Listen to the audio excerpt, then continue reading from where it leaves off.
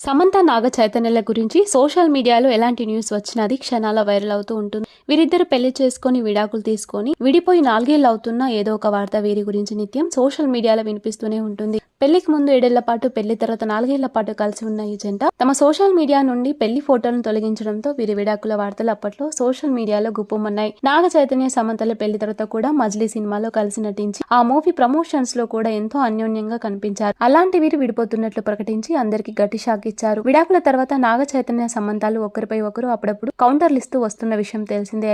అయితే గతంలో నాగ చైతన్య సమంతాలు హైదరాబాద్ లో జయబేరి అపార్ట్మెంట్ లో ఒక పెంట్ హౌస్ ని కొనుగోలు చేశారు. ఇక ఈ పెంట్ హౌస్ యజమాని సీనియర్ నటుడు మురళీమోహన్ రావు గారు. వీరిని ఒప్పించి మరీ నాగార్జున గారు నాగ చైతన్య సమంతాలు ఉండడానికి ఇంటిని కొనుగోలు చేశారు. పెళ్లి తర్వాత నాగ చైతన్య సమంతాలు ఈ ఇంట్లోనే కాపురం ఉన్నారు. ఇక విడాకుల తర్వాత ఇంటిని ఖాళీ చేసి వెళ్లడంతో నాగార్జున గారు ఆ ఇంటిని వేరే వారికి అమ్మడం జరిగింది. ఇక తాజాగా సమంత అదే ఇంటిని మళ్లీ తిరిగి అధిక మొత్తంలో కొనుగోలు చేసింది. ఇక ఈ విషయాన్ని స్వయంగా సీనియర్ నటుడు మురళీమోహన్ రావు గారు వెల్లడించారు. అయితే హైదరాబాద్ లో మరి ఎక్కడా ఇల్లు దొరకనట్టే అదే ఇంటిని సమంత ఎందుకు కొనుగోలు చేసిందంటూ ప్రస్తుతం ఈ న్యూస్ తెలిసిన వారు చర్చించుకుంటున్నారు.